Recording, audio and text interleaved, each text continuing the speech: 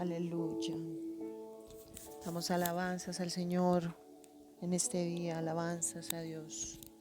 Sea la magnificencia del Señor exaltada con su poderío, su señorío, la grandeza de nuestro Dios.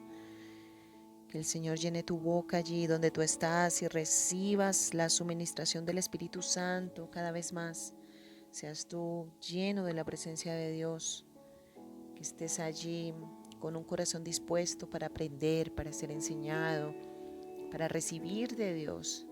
Porque cuando nosotros tenemos un corazón dispuesto para Dios, para ser enseñados, Él se imparte de una manera sorprendente a todos aquellos que anhelan conocerle.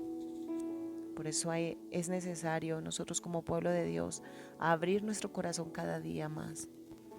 Decirle al Espíritu Santo de Dios que nos lleve a la anchura, a la longitud, allí de la amplitud del conocimiento de Dios para ser saturados de su presencia, para que no quede nada de lo pasado, sino que lo de Dios sea tomando todo el dominio, todo el control de nuestras vidas, saturándonos cada vez más de su presencia,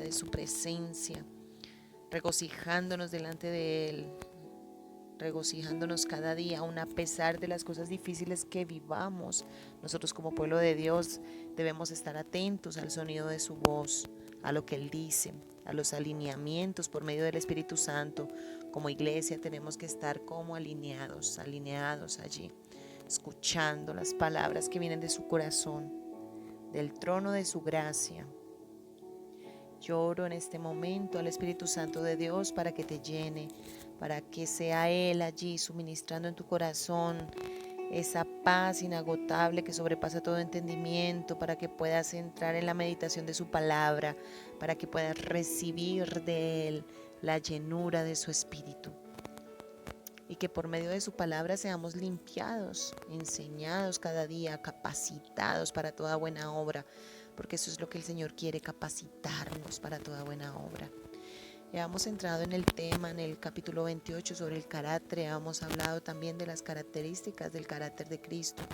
Y mirábamos ahí en las bienaventuranzas, en Mateo 5, del versículo 1 al versículo 12, y empezamos también con la bienaventuranza, la primera bienaventuranza que era sobre ser pobres de espíritu.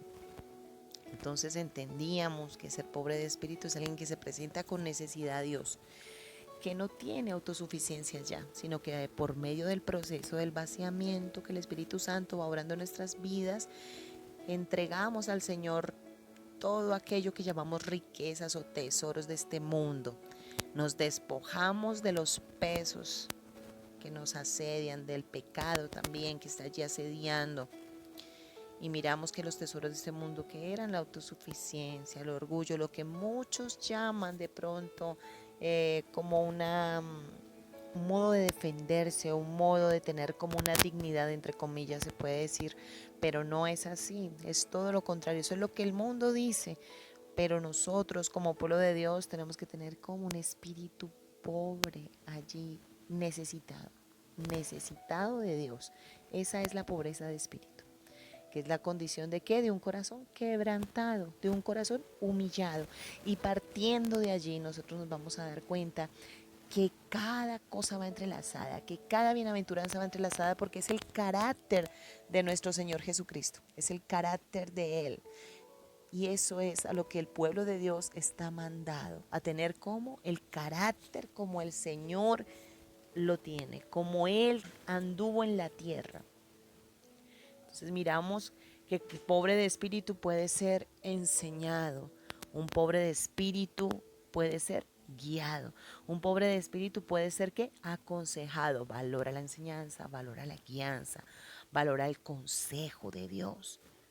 No es orgulloso, no es altivo, no dice no necesito de nadie, yo no necesito ser enseñado, yo no necesito de ser pastoreado, yo no necesito de un consejo, yo puedo solo, todos tenemos el Espíritu Santo y todos podemos aconsejar, todos podemos. No es así, no es así. Podemos tener, claro que sí, el Espíritu Santo, pero el Señor pone pastores, pone siervos de Dios, mujeres de Dios, pone aún una madre, un padre que con la guianza, con el consejo sabio te guíe, con el consejo sabio de aún, de la misma experiencia que atribuye también y que añade sabiduría a nuestras vidas, también pueda darnos el consejo sabio.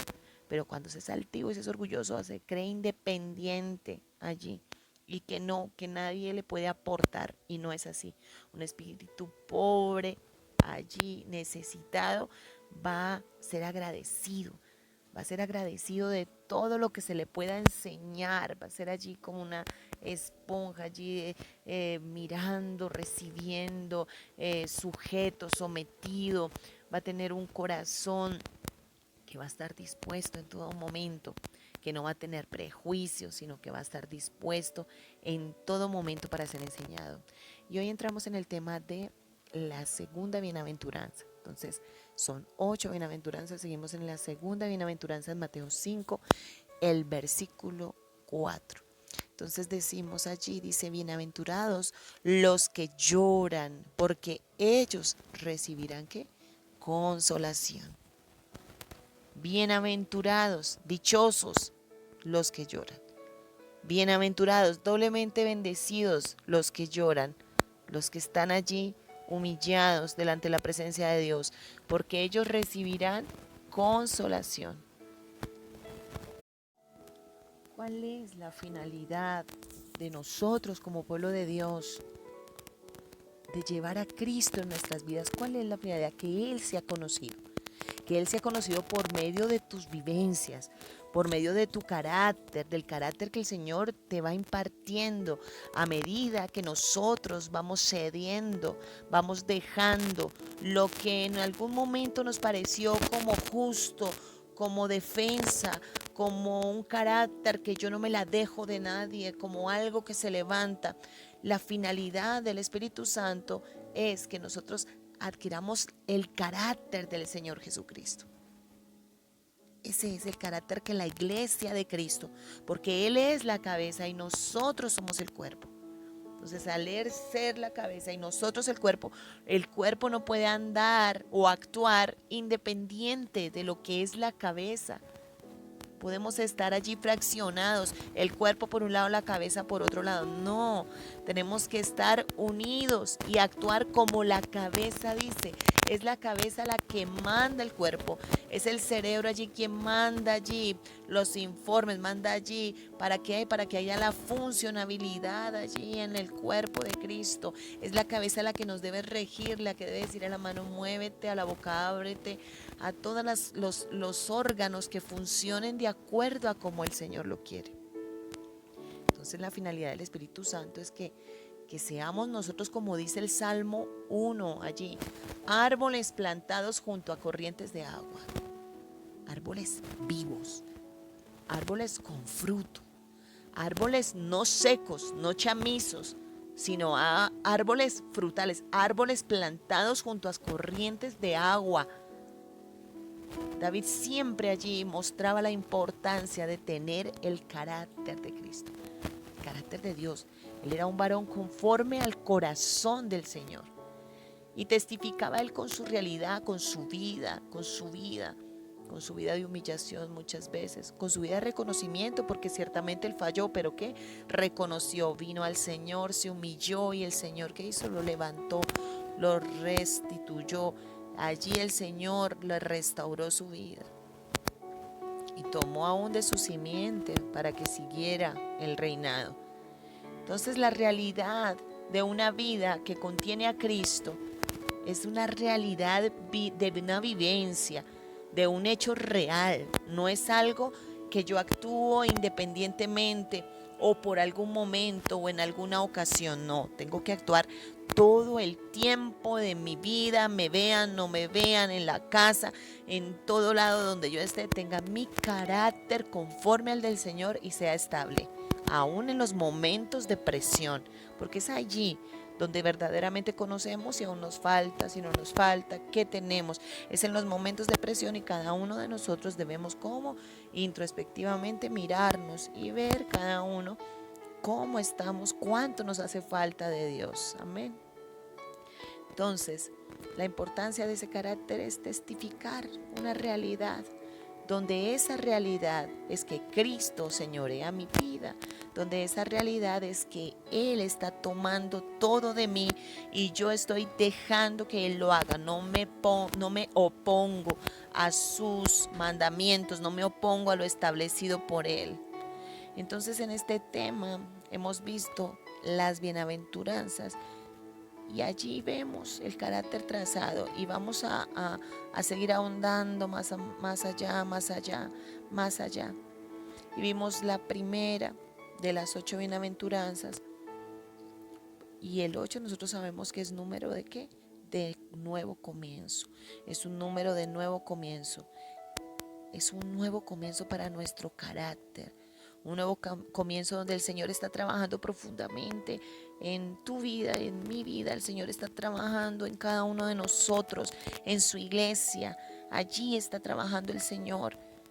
Y es la realidad que todo hijo de Dios debe vivir y ya dejar a un lado las apariencias de pronto de una religión que en algún tiempo pudimos vivir, porque todos de alguna manera hemos salido de un tiempo de religión o de una vida aparente o del mundo también. Muchas veces salimos del mundo y empezamos a entrar en los conocimientos del Señor, en la vida del Espíritu, y empezamos a darnos cuenta de que nos falta mucho por adquirir de Dios y de soltar de nosotros.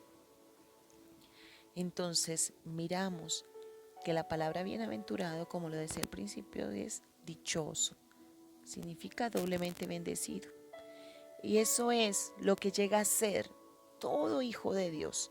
Todo hijo de Dios llega a ser ¿qué? Doblemente bendecido y bienaventurado.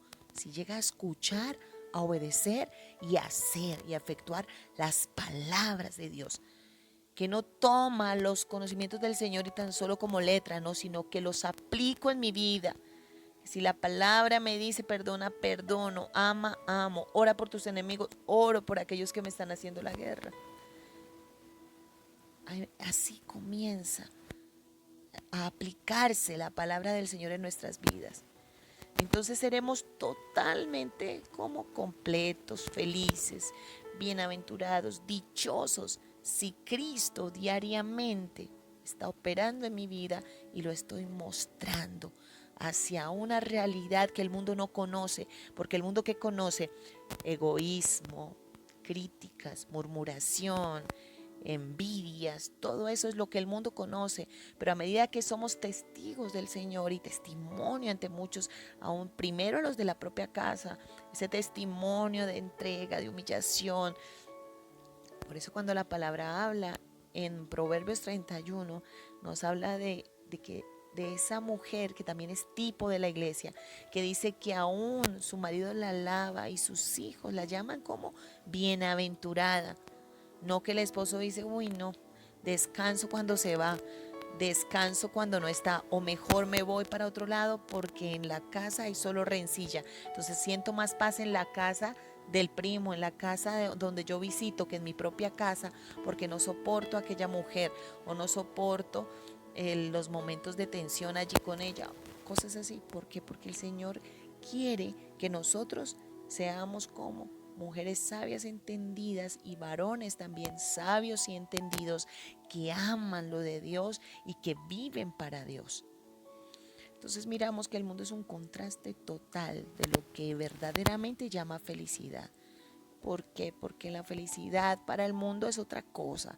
La felicidad son cosas que realmente pasajeras, aparentes. La felicidad para el mundo, ¿qué es? El dinero, las vacaciones, la comodidad de la carne.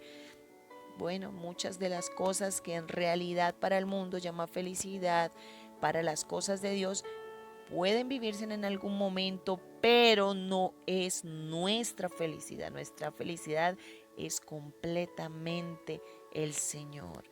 Y será un contraste total de lo que para el mundo sea felicidad y para lo que Dios verdaderamente es felicidad y lo que agrada a Dios. Y que puede representar para nosotros en un momento dado que la felicidad que sea para el Señor y todas las cosas para nosotros es una negación, porque el Señor se agrada de cuando nosotros nos disponemos a Él.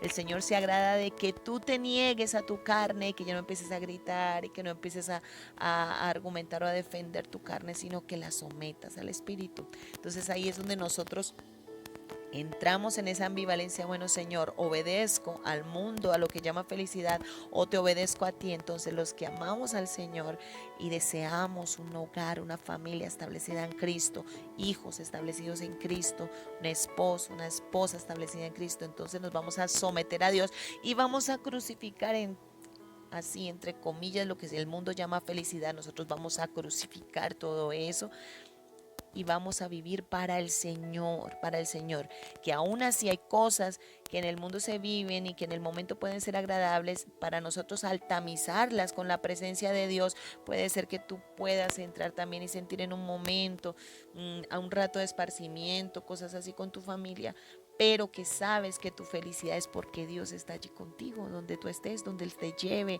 o las cosas que tú puedas vivir con Él y con tu familia. Todo aquello en este mundo va a ser valorado, pero a la medida de que Dios esté allí y que se haga presente. Entonces el Señor allí en aquel monte le habla a sus discípulos. Allí se sienta una base espiritual.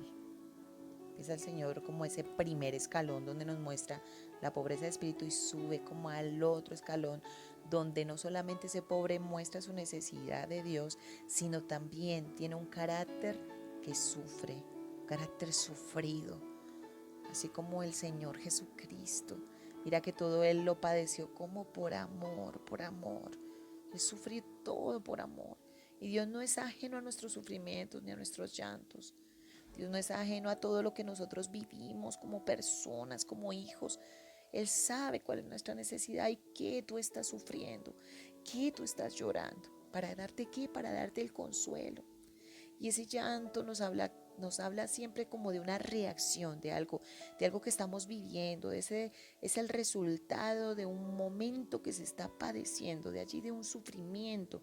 Entonces el Señor siempre nos va a demarcar como la diferencia entre lo que es del mundo y lo que es espiritual. Y Él quiere que nosotros como iglesia, como hijos de Dios, como hijas de Dios, entendamos que Él nos quiere humildes, pero también que le expresemos nuestras necesidades. Y Él va a marcar allí que ese llanto, esas lágrimas que tú estás derramando en su presencia, esas lágrimas Él las recoge, las recoge.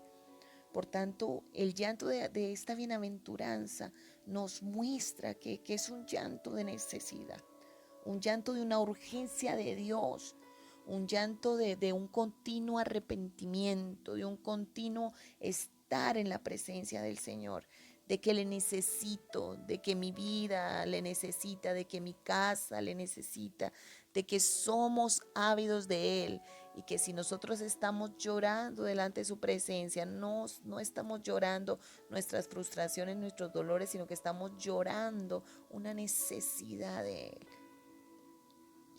Entonces miramos como cuando Israel allí en Joel 2 habla y dice que se había acomodado muchas veces a su vida y se le había endurecido el corazón a causa del pecado.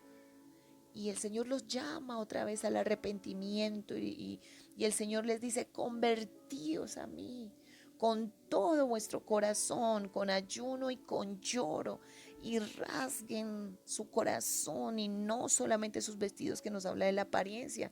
Allí en Joel, el capítulo 2, el verso 12 y 13, nos habla de ese llanto de arrepentimiento. Ese es el llanto de un pobre de espíritu, un llanto de conversión, de reconocimiento. El llanto a veces también por callar muchas cosas, por dejar pasar por alto la ofensa. El llanto muchas veces porque se están llevando a cabo injusticias en el mundo y ese llanto empieza a venir a nuestro corazón y decir, Señor, mira cómo están violando tu pacto, el llanto que tuvo Daniel, el llanto que tuvo Esdras, ese llanto donde se reconoce verdaderamente la necesidad de Dios en el mundo, que mira lo que está pasando con los niños, Señor, que mira esta situación. Ese es el llanto que se presenta delante de la presencia de Dios, un llanto de una necesidad, de un arrepentimiento, de una conversión, de un reconocimiento, de podernos poner a favor de las personas, de las familias, de ese padre que no ha conocido de Dios, de esa vida que se está sufriendo, aún de los que están siendo sacrificados, pero que también al mismo tiempo el que entrega su vida a Cristo la va a entregar con gozo, pero el llanto que expresa aquí, que expresa esa bienaventuranza, es un llanto que va a traer una respuesta de una consolación. Porque un pobre de espíritu, ¿qué hace? Se lamenta por la maldad. Se lamenta por la maldad del mundo, por la maldad aún, por los pecados de la misma iglesia, por tantas cosas que se pueden vivir. Entonces miramos allí como David también lo vivió en el Salmo 51. Tú te vas a dar cuenta, si tú lees el Salmo 51, ese salmo que él hizo allí. David lo hizo en medio del quebrantamiento, en medio de que él le había fallado al Señor, en medio de una humillación verdadera, con hechos de cambio en David, porque hubieron hechos de cambio allí en el salmista, donde él nunca más volvió a fallar a su Dios. Él se arrepintió de todo su corazón y dejó el pecado, soltó, o sea, le dio muestras al Señor de que sí lo amaba, porque al darle no solamente palabras, Señor yo te amo, Señor yo te amo, no solamente eso, sino que él verdaderamente se convirtió, nunca más volvió a fallarle al Señor en esa área, o sea, se convirtió a Dios de todo su corazón, se regresó de sus malos caminos, él crucificó esa naturaleza humana, y aunque lloró allí ese fracaso, y aunque en ese momento tenía ese dolor en su corazón de haberle fallado al Señor, en ese momento él se arrepintió de un nunca más. Y cuando él vio que su hijo murió y que lo que sucedió era pago de su pecado y de muchas cosas que él había vivido allí, que había hecho cosas que ofendían el nombre de Dios, y que él era un heraldo y no debió haber hecho eso, porque todo un reino llevaría que las consecuencias, como cuando tú y yo fallamos, toda nuestra casa, nuestros hijos, todo es sometido a eso allí. ¿Por qué? Porque todo lo que impregna la casa donde tú estás empieza a verse. David vio aún vio respuestas y vio aún el pago aún en sus hijos, en muchas cosas en las que él vivió. Por eso cuando murió Absalón y todo eso, él se lamentaba y decía: hijo mío, Absalón, ha sido mi culpa. Él sabía lo que él había sembrado desde mucho tiempo atrás, como yo sé que tú has visto muchas cosas en tus hijos, pero el Señor quiere que tú sepas que muchas de las cosas que has vivido hasta este día, el Señor te va a ayudar con ello, porque si tú dispones tu corazón, esa siembra, así como un día Él se acercó a aquella higuera y maldijo esa higuera y se secó, así el Señor, esa siembra que nosotros hicimos en el mundo, Él tiene el poder y la capacidad de secar todo ello y sacar tus generaciones a la luz admirable en el poder del Señor Jesucristo. Entonces, miramos que hay una diferencia muy grande entre las lágrimas o los llantos del mundo que no conoce a Dios, como de los hijos de Dios que lloran y se lamentan delante de su presencia y que sufren y su corazón se quebranta delante de la presencia del Dios Todopoderoso, por humillarse, por el perdón, por el reconocimiento, por querer soltar todo aquello que hasta el día de que se humilla le ha sido estorbo para poderse entregar en la obra de Dios. Entonces miramos que la naturaleza humana que llora sus fracasos, llora porque se siente menos, llora sus complejos, llora porque puede en algún momento ser humillado, pero entonces su orgullo le lleva a tener esas lágrimas ahí. Algún día yo tendré, algún día no voy a ser así. Esos son los llantos del orgullo, los llantos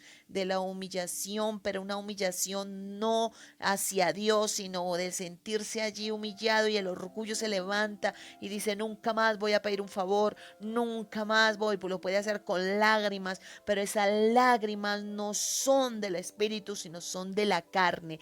Y hay que aprender a reconocer estos dos tipos de llanto, porque uno es promovido por la carne, por el corazón allí de la carne, por esa situación que se está viviendo, pero el otro llanto es algo espiritual. El otro llanto viene acompañado de un quebrantamiento delante de la presencia de Dios, de un reconocimiento y de un apartar del pecado, y aún así, aún de hacerse uno con el que sufre, o de las cosas que se pueden evitar en un momento dado. Y si uno llora de dolor, decir: Señor, no quiero hablar, quiero callar, Señor, no quiero, Señor, argumentar ni defenderme, te entrego toda causa.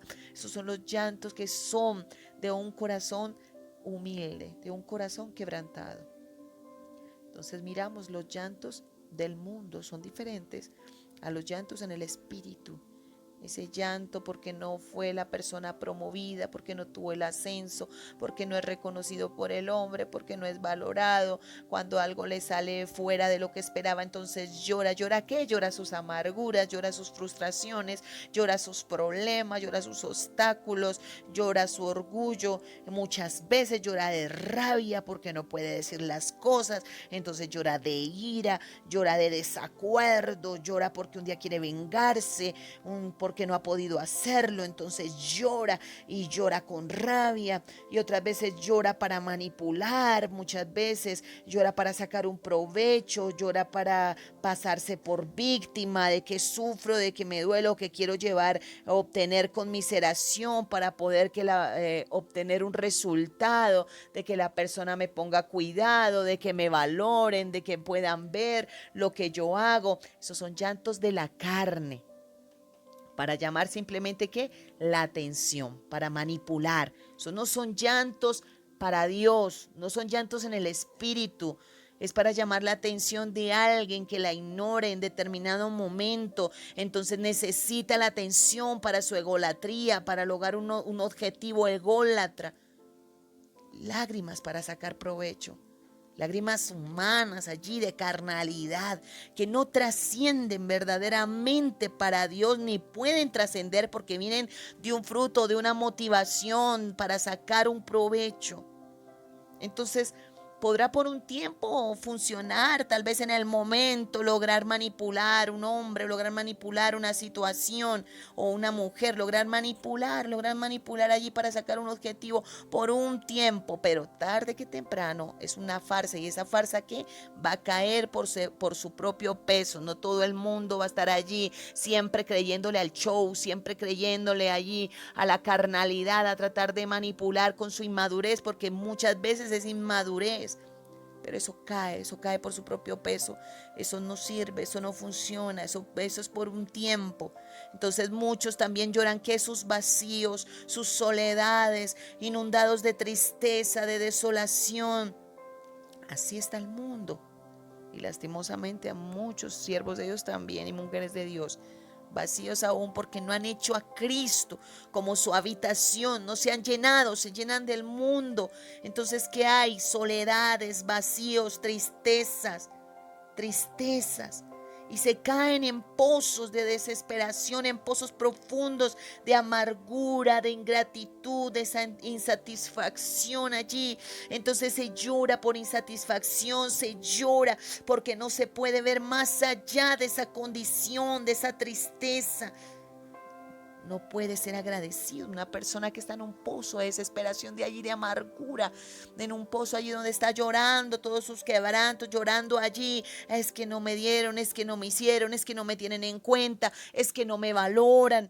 Todo eso son llantos carnales, porque no se ve, no se agradece las cosas buenas, no se puede ver lo hermoso de la vida. Y nosotros miramos allí cómo el apóstol Pablo hablaba allí y despertara, que le pedía al Señor que despertara nuestro entendimiento allí para marcar la diferencia de lo que es la tristeza del mundo a la tristeza según Dios. Y eso lo vemos allí en 2 Corintios, el capítulo 7, el verso 10. Pablo habla allí y marca esa total diferencia de la tristeza que es según Dios, que produce ¿qué? Arrepentimiento para salvación. Pero demarca allí esa disyuntiva allí de la tristeza del mundo que produce ¿qué? Muerte. Mira, las dos son tristezas, pero la tristeza según Dios, que es espiritual, que según Dios produce ¿qué? Un arrepentimiento, me arrepiento, me convierto, me vuelvo a Dios. Es para salvación.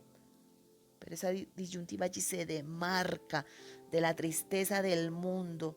Todo aquel que cae en el pozo de la tristeza del mundo termina allí desvalorizando la vida, lo dado por Dios, las bendiciones que Dios le da, y dando mayor valor puede ser a un hombre, a una condición, a un sentimiento, hasta una enfermedad que padezca. Se llena tanto la persona de tristeza que aún ni siquiera la misma enfermedad la que acaba con su vida, sino la misma aceptación de tristeza, de vacío, de soledad, allí que le da mayor valor que a su propia vida.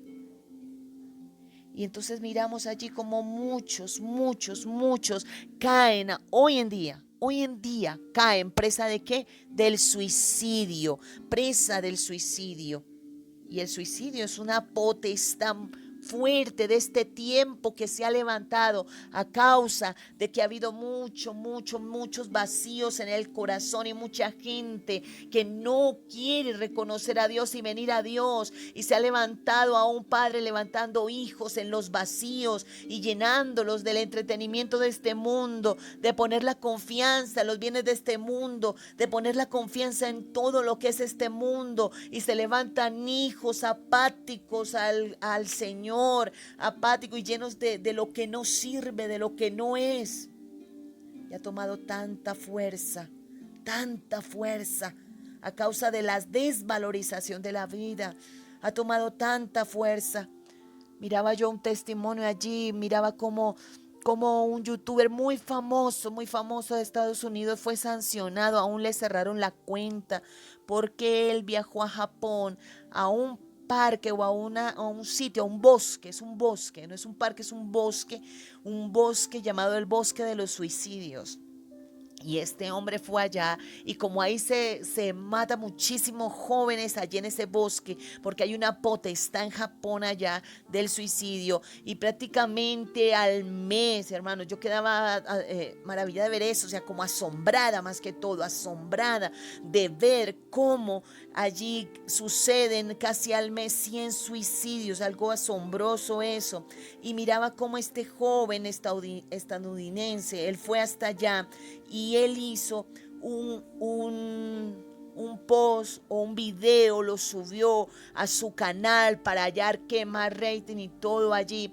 Y él qué hizo, ¿por qué? Por la necesidad de mirar, de levantar allí, de tener más suscriptores, de todos esos vacíos del mundo. Él lo que hizo fue esperar allí que alguien se suicidara, y allí esa persona se suicidó, un muchacho, y hasta dejó el morral y todo eso, y se suicidó, se ahorcó allí en ese bosque, y él grabó todo eso. O sea, son cosas que a dónde ha llegado el vacío de la humanidad, dónde ha llegado todo lo que el mundo llama como valioso, que hayan influencers, que haya youtubers que guíen la juventud, que sean, y tienen muchísimos suscriptores, y antes les pagan por eso, por llenar este mundo peor de inmundicias, y que mucha juventud lo sigue, y él fue penalizado y le fue cerrado el canal. ¿Por qué? por esta atrocidad que hizo, porque fuera de hecho, él al ver el cadáver allí colgando, él se rió porque estaba emocionado de ver que ahora iba a alcanzar pues la cantidad de suscriptores, iba a llegar a los millones, o sea, como eso que le dio allí fue algo espeluznante, algo que no es, se sintió, fue contento por eso que había captado pues su cámara y que lo iba a subir en un video. Son cosas terribles, esa es la tristeza del mundo, que es egoísta, que es orgullosa, son cárceles de muerte para muchos, y la juventud está siendo arrastrada en esa tristeza del mundo, y muchos no encuentran valor en la vida, muchos no encuentran, desvalorizan todo lo que realmente vale, lo que les lleva a la muerte, a la destrucción, porque es lleno de egoísmo, de orgullo. Mas nosotros miramos allí en ese versículo donde habla la palabra, allí en 2 Corintios dice que más la tristeza de Dios es provocada por el Espíritu Santo, que nos lleva ¿a qué? A humillarnos, a reconocer, nos llevará a un reconocimiento pleno de nuestra condición y arrepentirnos para alcanzar ¿qué? Misericordia. No basta solamente el arrepentimiento si no hay conversión. Necesitamos arrepentirnos y no solamente con lágrimas allí y ya me arrepiento y lloro, pero sigo igual. No cabe eso. El Señor quiere que nosotros lloremos, nos arrepintamos. Bienaventurados y dichosos los que lloran allí y reconocen su condición de necesidad, pero también que se convierten. Necesitamos devolvernos de todo mal camino, soltar todo lo que nos lleva al pecado, a las cadenas, soltar las ataduras de nuestro cuello, soltar, ¿para qué? Para que verdaderamente se vea un fruto. Entonces nos lleva ya al reconocimiento de nuestra condición y nuestra necesidad total de Dios y todo lo que corresponde acerca de Él. Entonces va a traer un fruto no de muerte, sino por lo contrario, de vida, de salvación, de vida eterna. Entonces miramos ese contraste y vemos verdaderamente lo que el Señor quiere en nosotros. Un carácter sufrido, pero en el Señor. Que dejemos todo sufrimiento carnal, toda manipulación carnal, que apartemos todo llanto carnal, todo llanto de ira, todo llanto de enojo, de ingratitud, de frustraciones, de amarguras, no, sino que vengamos al Señor verdaderamente con lágrimas que honren su nombre. Y quiero citar allí donde podemos mirar el contraste entre lo que fue la tristeza que tuvo Judas Iscariote y también la tristeza que tuvo Simón Pedro, quienes ambos le fallaron al Señor, pero sus reacciones fueron totalmente diferentes y nosotros las conocemos cómo fueron sus reacciones. Entonces miramos cómo Judas sintió solamente un remordimiento, pero no sintió ¿qué? Arrepentimiento y conversión. No, él sintió fue remordimiento y tal vez lloró y fueron lágrimas, pero de remordimiento, porque sabía que había cometido ¿qué? Una gran injusticia. La puedes encontrar ahí en Mateo 27, el versículo 3, pero no se arrepintió de tal hecho, él no se arrepintió de tal hecho. Entonces, ¿qué hizo Satanás? Tomó su vida, su alma, y él cayó en ese pozo allí de tristeza del mundo que dio por lugar allí a la muerte, al suicidio, porque él se suicidó, él compró un campo y se suicidó allí en ese campo que se llama como Aceldama, que hasta este día se llama Campo de Sangre, y allí él compró ese terreno y se colgó de un árbol. Miramos cómo es la actitud y hoy vemos cantidad de jóvenes en esa actitud, colgándose de árboles, colgándose en la casa, colgándose en muchos lugares. Muchos padres llegan y encuentran a sus hijos colgados en el baño, colgados, porque esa tristeza del mundo provoca muerte y Satanás haya cabida en esos vacíos de destrucción de las vidas y está destruyendo, y nosotros como iglesia de Dios tenemos que ser entendidos y entrar en ese clamor, en ese ruego, a pedir al Señor que venga, Señor Dios Dios mío, a los corazones vacíos, necesitados de la juventud, Señor. Que Dios mío les hable al corazón, Señor Dios mío, que se revele a sus vidas, Señor, que todo vacío que tengan Él lo llene. Es el tiempo de nosotros como pueblo levantarnos y entender que nosotros no podemos darle lugar a la tristeza del mundo. Y si tú en algún momento has dado lugar a ese tipo de tristeza, de lágrimas, de frustración, de amargura, de tristeza, de carga por tus hijos, ay, estoy cansada, tanta carga con mis hijos, y lloras ahí, ay, no, tienes que tener cuidado, porque estás abriendo puertas espirituales a esa tristeza nociva, dañada, de depresión, tristeza del mundo que no trae sino muerte. Dejar toda tristeza del pasado, del dolor, que lleva al dolor, a la rabia, a la impotencia y a la frustración. Entonces, de lo que tal vez yo pude haber hecho, de lo que tal vez debía haber hecho, porque hice esto, rabia a veces contra nosotros mismos, y lloramos y nos frustramos. No, todo eso hay que sacarlo de las vidas. Todo eso no son llantos para Dios, es llanto para la carne, por no haber recibido algo, por haber dado un mal paso en algún momento. No nos perdonamos. Debemos de perdonarnos a nosotros mismos, de saber que nosotros fallamos, que si nosotros hacemos nuestra voluntad y lógicamente no hacemos la de Dios, vamos a tener resultados nocivos, resultados dañados, porque todo sin Dios es nada. Nada sirve, nada funciona. Todo con Él funciona, todo con Él nos lleva a la verdad, al cumplimiento pleno de su voluntad. Entonces, en algún momento, cuando esa tristeza del mundo llena aún, muchas veces la depresión ataca, porque el año pasado yo leía historias allí que publicaban y decían muchas, de que se suicidó tal pastor, que se suicidó pastores, siervos que en algún momento sirvieron a Dios y todo aquello, pero tenían la tristeza del mundo, tenían cosas, abrieron puertas espirituales que no se deben abrir a la depresión, a levantar altares a la tristeza, altares a la depresión, altares a la contienda, a la ira, ahí al desahogo nocivo, no a la maledicencia, palabras maldichas, palabras con amargura, palabras destructivas. Todo eso hay que derribar, todos esos altares, en el nombre poderoso de Jesús. Y si tú en algún momento has abierto puertas, si has deseado morir en algún momento, o que tu vida se acabase, que no tiene sentido, que no, ay Señor, mejor llévame, o ay Señor, mira esto que estoy viviendo contra tu propia vida, y sientes esas depresiones terribles, es porque le has dado mayor valor a otras cosas, o a personas, o a situaciones que estás viviendo, que a tu propia vida, sometida y sujeta a la voluntad del Señor. Y eso hay que revisarlo allí hay que revisar eso. Debemos revisar todas esas situaciones, todo lo que en algún momento pudimos abrir puertas espirituales a esa tristeza que es del mundo, que trae muerte espiritual, muerte, decadencia, sequedad espiritual, y arrepentirnos de todo nuestro corazón, arrepentirnos delante del Señor y decirle: Señor, perdón, Dios mío.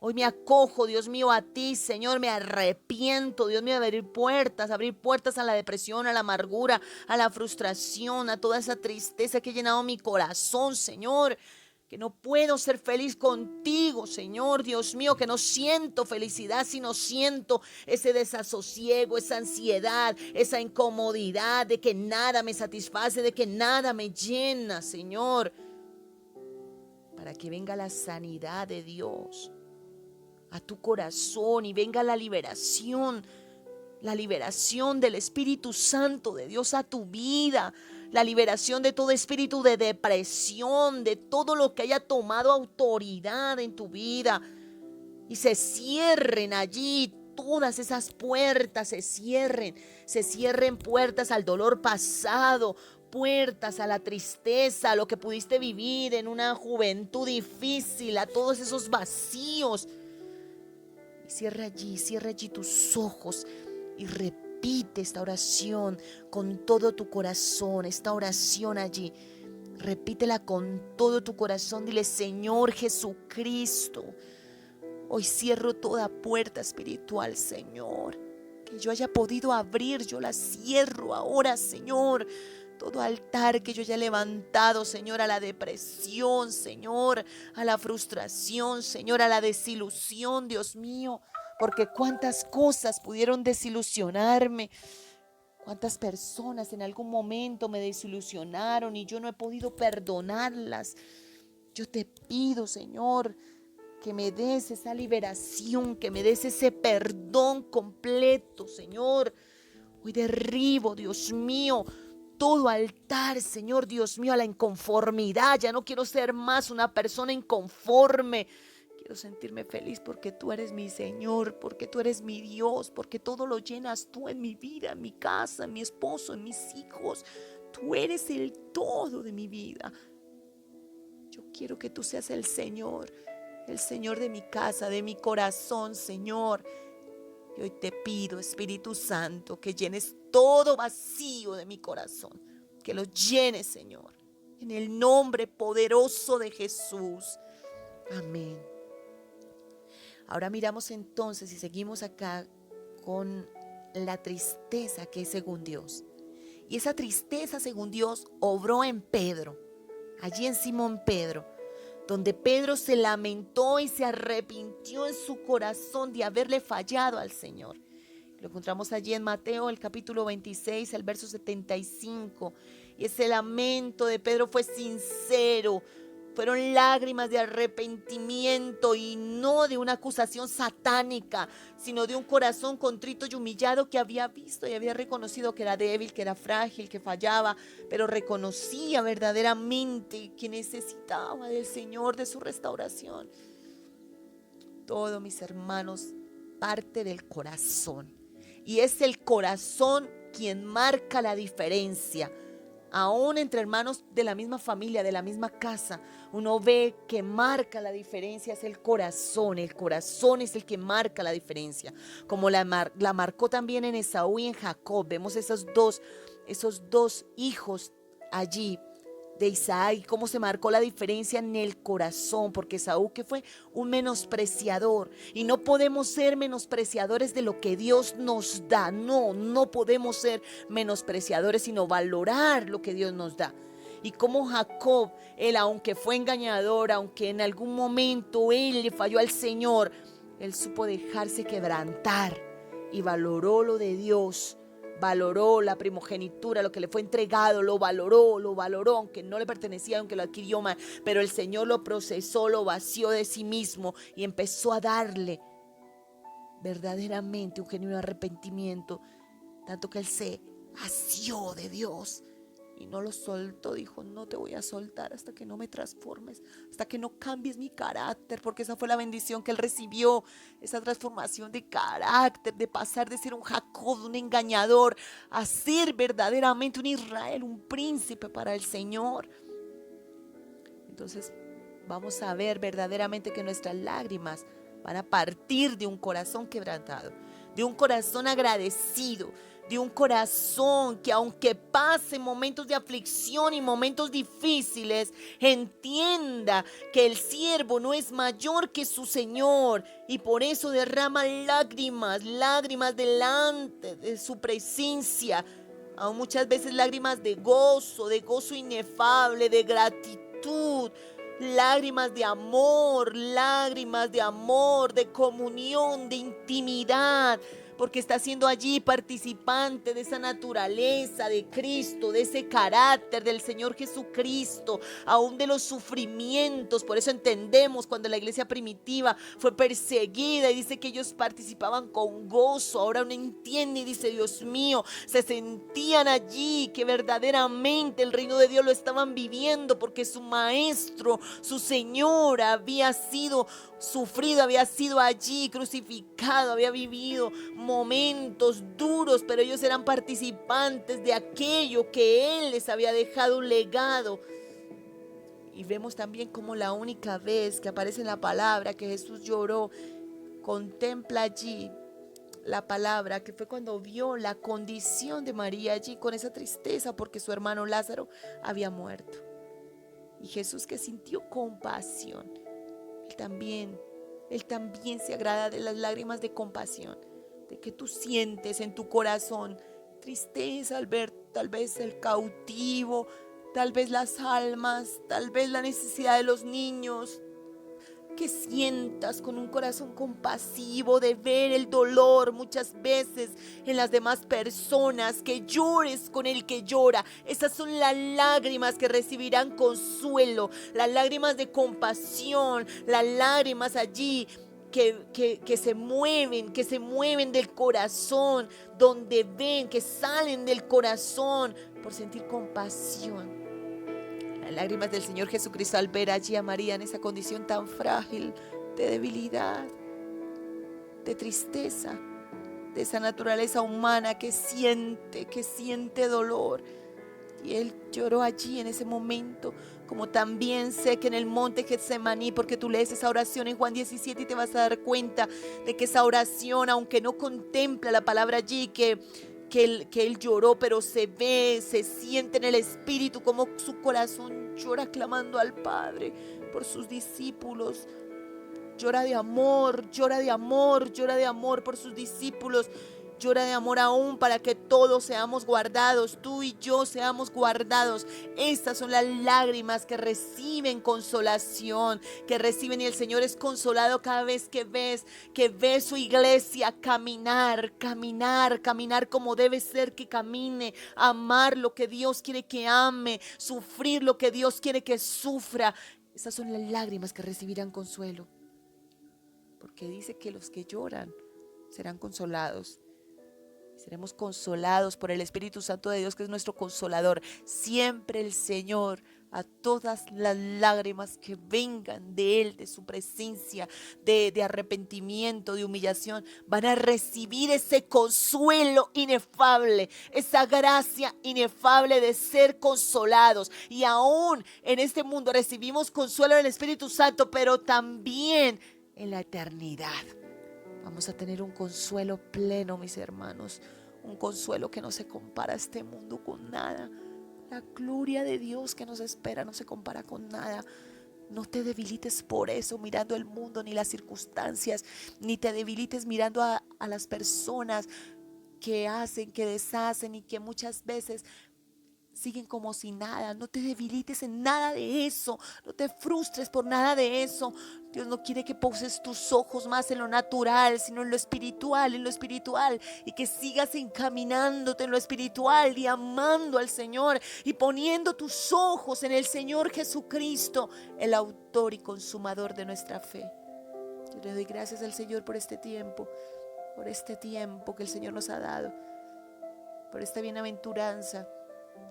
Espero que llene tu corazón el Espíritu Santo en este momento y selle esta palabra con el fuego del Espíritu, con el fuego de su poder.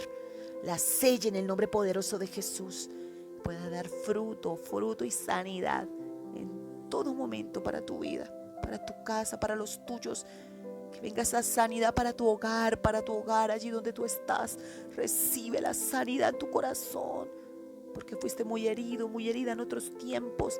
Ya no llorarás más lágrimas de amargura, ni lágrimas de frustración, ni de inconformidad, ni de tristeza de este mundo, sino que vas a llorar de gratitud y alabanza a Dios. Tus lágrimas son valiosas para Dios, van a correr por tus mejillas dándole gracias al Señor por la obra tan grande que hace en tu esposo, que hace en tu esposa, que hace sobre tus hijos. Vas a derramar tu corazón en el altar al Señor, y esa libación van a ser tus lágrimas allí. Van a ser de libación para Dios, como fueron las lágrimas de aquella mujer que derramó el perfume de alabastro allí con sus lágrimas y con su cabello. Le enjugó los pies al Señor.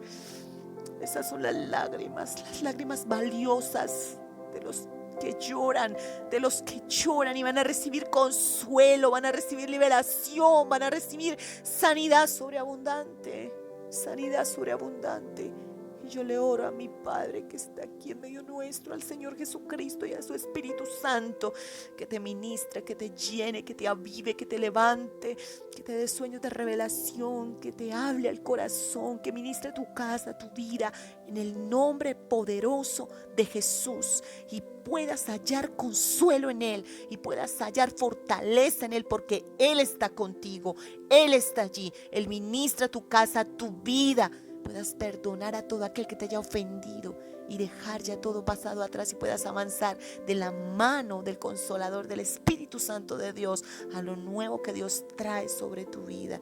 En el nombre poderoso de Jesús, bendiciones en el Señor Jesucristo, porque grande es su nombre y digno de ser alabado. Amén.